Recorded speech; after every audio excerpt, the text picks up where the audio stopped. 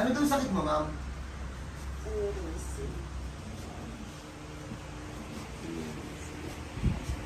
Aneurism?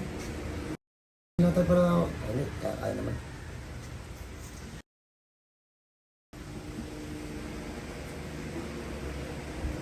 Kailangan patulogin yan. Ibagsak nyo na yan. Boy, baka bumagsak, boy. Baka bumagsak. Nagagawin yan talaga siya pag inakatake.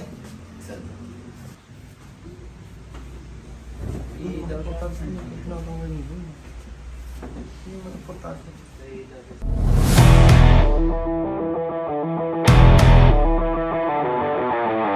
Game, so bago ko po simulan to, kung nandito po kayo sa tabi ko, kahit ganito po yung itsura ko, kahit mukhang mabaho, pag ina mo yan, ang bango.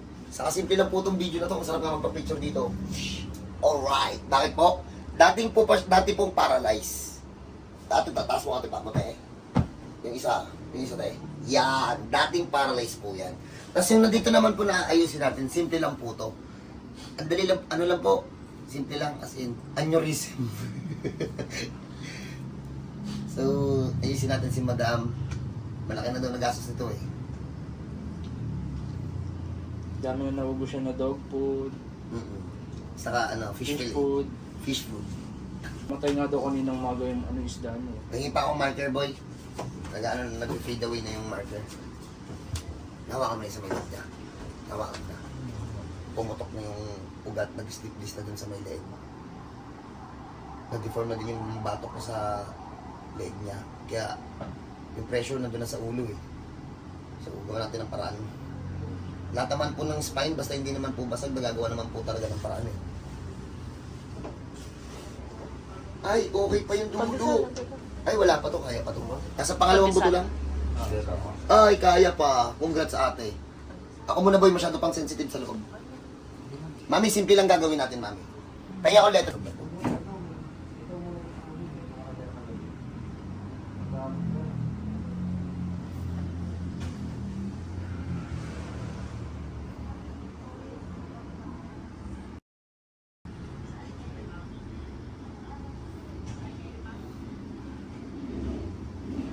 Hindi ko po maintindihan yun nandun sa spine niya, nagtutubig.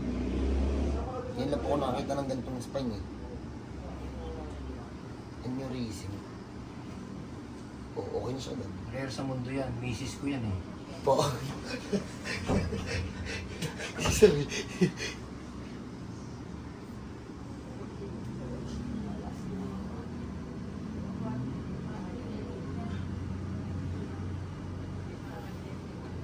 Ganito yung spine mo, nagtutubig.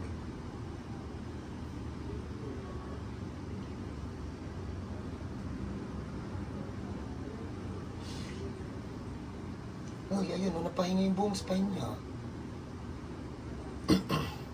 Kung nagsasalita lang to, nagtithank you tong spine. Ayun o, napahinga talaga siya sa loob o. Nakadalo yung mga dugo. Eh, maghapon kong pinatulog yan eh. Nakarinig ba naman siya ng galit? O di tulog. Diba? Tingnan niyo na lang po yung nangyari sa spine. So habang ina-haplos po, bumabalik po siya sa dati. Kumukurba na po siya ulit.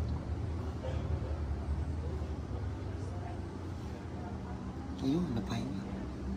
Ayun, ala, ang galing. Nag-correct ng tulong yan din.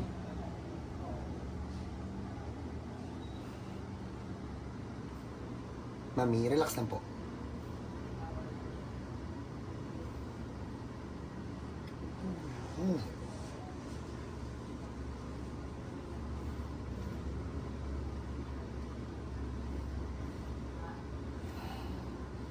Grabe oh, pati pala paghinga niya naapektuhan na. Okay po, so magandang umaga po. So, kina madam, ano pangalan ng mga katabi? Angel, Nel, Lynn, Ate Ami, Tropa mo na sila dalawa. lahat sila. Hindi ka na maghahanap ng aso. Hindi na. So, kina ate po, nakatabi nila kahapon. Congrats po. Ito na si ate. Kamusta na yung gulong? Okay. Wala na. Hindi na masakit. Hindi na. Kanina masakit eh. Para siya may gumuguhit. Parang sinusugagan. Pero wala na. Simple lang po yung sakit ni ma'am. Ano po nakita sa ospital? CBD hemorrhage means aneurysm. Nagagawan pala ng paraan sa hilot yun.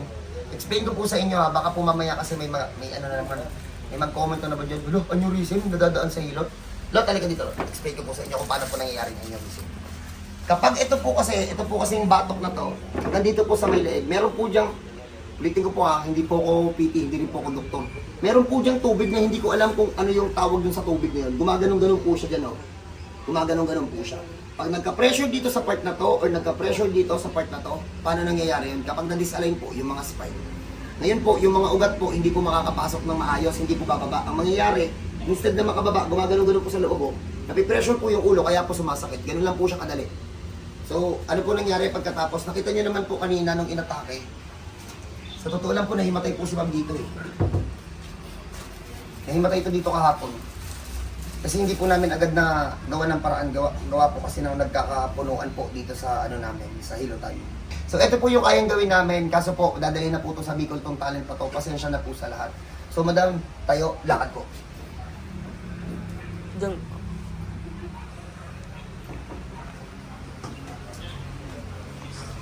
Ilan yung tapon ba? Ganun ko nga.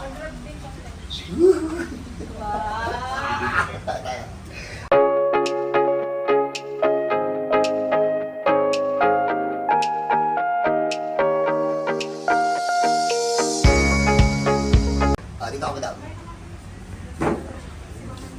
So hindi lang po to aneurysm basta-basta, may tama rin po yan sa balakang. Kinore ko na po lahat. Uulitin ko po, yung nakita nyo pong lakad niya, hindi ko po alam kung kasama po yun dun sa aneurysm. Pero may tama rin po siya sa balakang, kaya po kahapon nakita niyo po pipilay-pilay. If ever po na may ganito kayong sakit, ay madam, aneurysm na nakita. Ano, actually CVD hemorrhage. Ano sa ulo ko. So, inano ng doktor na may aneurysm ako. Ayun dun sa may balakang mo, hindi lang na-check yun. Hindi. So yun, possible po yung kaya napipilay-pilay, may tama po dun sa may balakang. Yung dito po na balakang niya, mahigpit po yung ugat. Alam niyo naman kung ano yung tawag dun. So pag may ganito po kayong case, Nagsisisure ako kasi inaatake ako. Bumabagsak na ako, nagsisisure ako. Kumukunik sa buong parte ng katawan ko. Ulo, hanggang talampakan. Tapos, pag inaatake ako, para akong lumpo na hindi makalakad. yun yung nakita namin kahapon. Oo, nakabaluktot yung paa. Yun Kaya yung, binuhat ako ni Kuya Kulot. Nila Horacio. so yung nakita nyo po kahapon na hindi po siya makalakad, yun po yung atake ng aneurysm sa kanya. So if ever po na may ganun kayong case, nakita nyo naman, from atake, nagagawa po namin ng paraan. If ever po na makita nyo po itong video na to, may ganun po kayong case, nandun po ako sa may Legazpi, puntahan nyo po ako doon, ha? Wala na po ako sa Manila. So God bless po sa lahat, kita-kita tayo, congrats sa mga taga Bicol. God bless po. Thank you.